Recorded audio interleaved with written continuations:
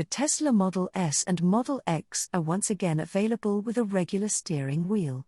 A yoke is still offered, but a steering wheel, pictured above, now with capacitive buttons versus stalks, returns as a no-cost option. Already yoked Model S or X EVs can have a steering wheel retrofitted for $700, but the Tesla service isn't available until March.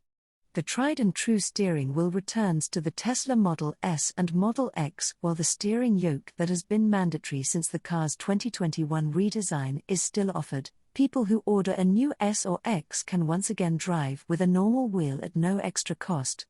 Unlike before, the new steering wheel in the Model S and Model X doesn't have stalks that control the blinkers, windshield wipers, or gear selection. Instead, all of those functions are now handled through capacitive buttons and controller pulls, just like those found on the yoke.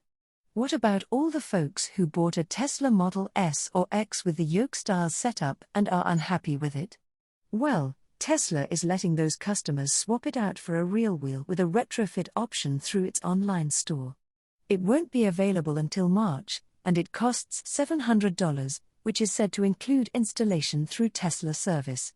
The return of a regular steering wheel to the Model S and Model X represents a symbolic U-turn by Tesla, and, more specifically, by CEO Elon Musk.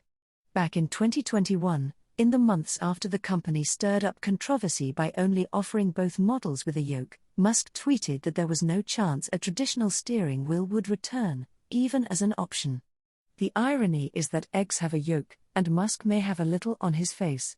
While Tesla's yoke-style tiller has its fair share of detractors, including us, it's still better than a steering wheel that flies off in your hand while you're driving.